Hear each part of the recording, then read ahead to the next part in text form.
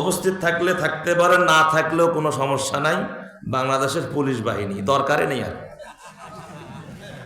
এতদিন তো বলি আসছিলেন মৌলবি কি ওয়াজ করে এগুলো রেকর্ড করার জন্যে, রাস্তা থেকে মৌলবিকে তুলে নেওয়ার জন্য। তো ওদের কোনো দরকার নেই। দ্বিতীয় স্বাধীনের পরে 10-15 দিন চাকরি জয়েন্টে করো নাই, দেশ চলে নাই। প্রয়োজনে আমরাই এই দেশ চালাবো। কথা বলেন। যদি আবারও দুর্নীতিতে যোগ দাও, আবারও দুর্নীতি করো। আমি নোট করেছি চাঁদপুরের হবিগঞ্জ থানা, চাঁদপুরের কি গঞ্জ, হবিগঞ্জ থানা, SI মাহফুজুর রহমান কাজের বিনিময়ে, SI মাহফুজুর রহমান কাজের বিনিময়ে এক মুরব্বী মানুষ তার কাছে 10,000 টাকা নিয়েছে। কয় হাজার জোরে কোন? 10,000 টাকা ঘুষ। বলছে তোমার কাজ হয়ে গেছে, টাকা দাও। এইভাবে চেয়ারে বসে খিলখিল করে হাসতেছে আর টাকা চাচ্ছে।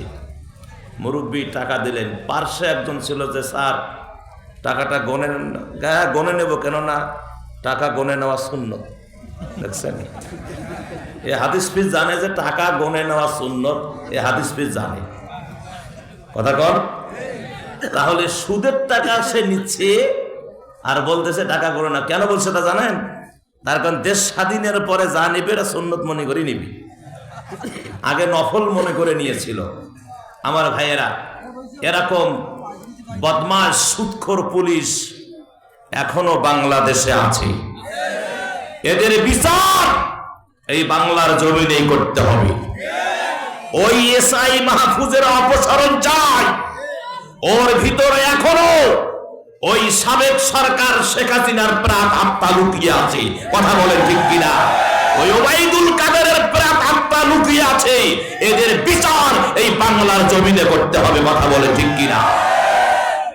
আমরা দৃষ্টান্তমূলক শাস্তির দাবি করছি এই মাহফুজকে। এটাও দাবি করছি ওই মুরব্বীর টাকা তাকে ফেরত দিতে হবে এবং প্রশাসনের কাছে অনুরোধ থাকবে একে চাকরি থেকে অপসারণ করার জন্য। তার কারণ এ ওই পদে বহাল থাকলে আরো দুর্নীতি করবে। কথা বলেন ঠিক কিনা? সম্মানিত হাজিরান, এরকম পুলিশের আমাদের পাহারা দেওয়ার কোনো দরকার নেই। তোমরা গিয়ে ঘুমিয়ে থাকো, তোমাদের দরকার নাই। এই মাহফিলে আল্লাহ রহমতের ফেরেশতা আছে, তোমাদের ছাতা খাওয়া পুলিশের দরকার নেই। আমাদেরকে আল্লাহ হেফাজত করবে, আল্লাহ আমাদেরকে আল্লাহর ফেরেশতারা আমাদেরকে পাহারা দেবে। কথা বলে। সম্মানিত হাজিরান, শুরু করছি পরম করুণাময় আল্লাহ পাকের নামে। যে আল্লাহ সুবহানাহু ওয়া তাআলা আমাদেরকে এই সুন্দর একটি পরিবেশ দিলেন এবং উপস্থিত যারা আছেন সকলকে হৃদয়ের গহীন থেকে মোবারকবাদ, ধন্যবাদ এবং কলিজার ভিতর থেকে সালাম। আসসালামু আলাইকুম ওয়া রাহমাতুল্লাহ। প্রশংসা জ্ঞাপন করে নিচ্ছি ওই আল্লাহ যিনি আমাদের রব, গোটা সৃষ্টি জগতের রিজিকদাতা, পালনকর্তা, গোটা সৃষ্টি জগতের যিনি বরকত নাজিল করেন, গোটা সৃষ্টি জগৎকে যিনি চালান, তিনি কে? তিনি আল্লাহ। আল্লাহর কত দয়া ভাই। আল্লাহ যদি ইচ্ছা করতেন আমাদেরকে এই মুহূর্তে মেডিকেলের বিছানায় শুয়ে রাখতে পারতেন, কিন্তু আল্লাহ সেটা করেন নাই। আল্লাহ দয়া মায়া করে আমাদেরকে বেহেশতের বাগানে বসাইছেন। সুবহানাল্লাহ। যে আল্লাহ এত দয়া করলেন, ওই আল্লাহর দরবারে শুকরিয়া আদায় করি। সকলে বলি আলহামদুলিল্লাহ। দরুদ আর সালাম নবীজির কদমে হৃদয়ের সমস্ত আবেগ ভালোবাসা উজাড় করে দিয়ে সকলে বলছি সাল্লাল্লাহু আলাইহি ওয়াসাল্লাম। সম্মানিত ভাইজান, একটা বললাম, মানুষ কত বড় অমানুষ হলে এরকম ঘৃণিত কাজ করতে পারে। আমি এই টপিকসগুলো আগে শেষ করে দিয়ে তারপরে মূল আলোচনার দিকে এগিয়ে যাব। গত 10 তারিখে, আমার দিকে তাকান, অবাক হয়ে যাবেন। নিউজ যারা ফেসবুক এবং মোবাইল যারা চালান অলরেডি নিউজ আপনারা পেয়ে গেছেন। এই মাসের গত 10 তারিখে বগুড়া দুপচাচিয়া, জায়গার নাম কি? বগুড়া কি নাম? দুপচাচিয়া। এই দুপচাচিয়ায়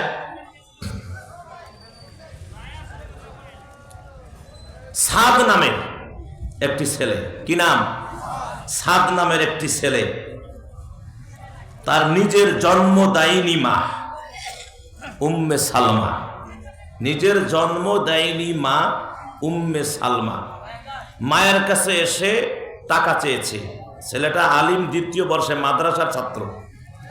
আলিম দ্বিতীয় বর্ষে, বগুড়ার সুনামধন্য একটি প্রতিষ্ঠানে লেখাপড়া করে। আর ওই মাদ্রাসার প্রভাষক তার বাবা আব্দুল আজিজ, প্রভাষক তার বাবা আব্দুল আজিজ, আর মা হলো উম্মে সালমা। বাড়িতে এসে মাকে বলছে, মা টাকা দাও, 500 টাকা দাও। মা বলছে টাকা দিব না। ছেলেটি প্রেমের সঙ্গে জড়িত ছিল। মা কয়েক দিন তাকে নিষেধ করেছে, এরকম কাজ তুমি করো না, তোমাকে টাকা পয়সা দিব না। ওয়ার্নিং দিয়ে চলে গেছে মাদ্রাসার থেকে বিকালে আসছে, এসে আবার টাকা চেয়ে দেয়নি। মাকে পিছন দিক থেকে জাপটে ধরে, মায়ের মুখ নাক চিপে ধরে জায়গায় মাকে শ্বাসরোধ করে হত্যা করে ফেলেছে। হত্যা করে মাকে ডিপ ফ্রিজের ভিতরে রেখে দিয়েছে। রেখে দিয়ে, খুব মর্মান্তিক দৃশ্য, আমাদের বগুড়ার ঘটনা, দুপচাচিয়া। গতকাল দুপচাচিয়া বগুড়া কাহাউলিতে প্রোগ্রাম করেছি, শুনে এসেছি। আজকে আবার ফেসবুকে দেখলাম যে আসলেই বাস্তব কথা। র্যাব বলতেছে, সাক্ষাৎকারে ঘটনার বর্ণনা দিচ্ছে র্যাব। শেষে এসে বললেন, এই ঘটনাটাকে সে নাটক সাজাইলো কিভাবে। ওই সময় বাড়িতে কেউ ছিল না। মাকে মারার পরে ডিপ ফ্রিজের ভিতরে রেখে দিয়ে কুড়াল হাতে নিছে, কুঠাল হাতে নিয়ে আলমারিতে আঘাত করেছে, দরজায় আঘাত করেছে। বাড়ির যত আসবাবপত্র ছিল এগুলো হজবরল বিশৃঙ্খলা করেছে, সব কিছু ছিটিয়ে দিয়েছে। দিয়ে বাহিরে গিয়ে চিৎকার করতেছে, বাসায় ডাকাত ঢুকেছে। কি ঢুকেছে? ডাকাত ঢুকেছে। এখন সকলে এসে দেখলো যে হ্যাঁ, সবকিছু এলোমেলো, মাকে খুঁজে পাওয়া যাচ্ছে না। পরে ও আবার খুঁজতে খুঁজতে নিজেই ডিপ ফ্রিজ খুলে ফেললো। খুলে দেখলো যে মা ওখানে দড়ি দিয়ে বাঁধা, হাত পাত বাঁধা। পরে সেখান থেকে উদ্ধার করে মেডিকেলে নিয়ে যাওয়া হলো। ডাক্তার মৃত্যু বলে ঘোষণা করলো। এখন তার কাছে সাক্ষাৎকার নিচ্ছে যে এটা যে হলো, তোমার মন্তব্য কি? সে বলল যে আমার মাকে যারা হত্যা করেছে তাদেরকে আইনের আত্মায় নিয়ে আসা হবে, তাদেরকে আইনের আত্মায় নিয়ে আসুন, আইনের আত্মায় নিয়ে আসুন, এবং আমার মাকে যেন আল্লাহ শহীদি মর্যাদা দান করে, আমার মাকে যেন জান্নাত নসিব করেন। বা সাক্ষাৎকারে বলল, সবাই খোঁজাখুঁজি, কে মারলো, পুলিশ এখন ডাকাতের পেছনে লাগছে। 2 দিন পরে, আজকে কয় তারিখ? আজকে 12 তারিখ, 10 তারিখের ঘটনা। 2 দিন, গতকালকে পরে খোঁজ নিয়ে দেখা গেল আসলে ডাকাত এই কাজ করে নাই, সে নিজেই নিজের মাকে হত্যা করেছে। তাহলে এরকম সন্তান যদি আমার ভাইরা আমাদের ঘরে থাকে, তাহলে বলেন এ জাতির কেমনে মঙ্গল হবে? কোন আমরা এর ব্যাপারেও প্রশাসনের কাছে, আইনের কাছে আমরা বিচার চাচ্ছি, এর সুষ্ঠু তদন্ত করে বিচার করা হোক। আর আপনারা সতর্ক হয়ে যান, বেশি সন্তানকে উদ্দোলিত করিয়েন না। মা মায়ের জায়গায় থাকেন, বাবা বাবার জায়গায় থাকেন, ছেলেকে ছেলের জায়গায় রাখেন। বেশি দেওয়ার কারণে আজ পরিস্থিতি এই হয়েছে। কথা বলে ঠিক কিনা? এটা কুলাঙ্গার, এটা কি জোরে কন, সে যেই হোক না কেন, যে কাজটি করেছে এ কাজ মেনে নেওয়া যায় নাকি? মেনে নেওয়া যায়? কেমনে পারলো গো নিজের মাকে হত্যা করে ফ্রিজে রেখে দেওয়া? তাহলে কত বড় শয়তান তার মাথায় ঢুকে গেছে। বিধায় আমাদেরকে মা বাবারা সতর্ক থাকবেন। আর যুবকদের বলছি, খবরদার, এরকম কাজে কশ্চিন কালেও যেন মাথার মেমোরির ভিতরে এরকম চিন্তাও যেন আসে না, ঝেড়ে ফেলে দিবেন। কথা বলেন, মায়ের খেদমত করেন, জান্নাত পাবেন। মায়েকে মারার পরে জান্নাত পাওয়া যাবে না। এখন তোমার তো ফাঁসি হবে। দুনিয়াতেও তোমার কষ্ট, আখেরাতেও তোমার কষ্ট। দুনিয়াতে পুলিশ প্রশাসন ছাড়বে না, আর আখেরাতে আল্লাহ ছাড়বে না।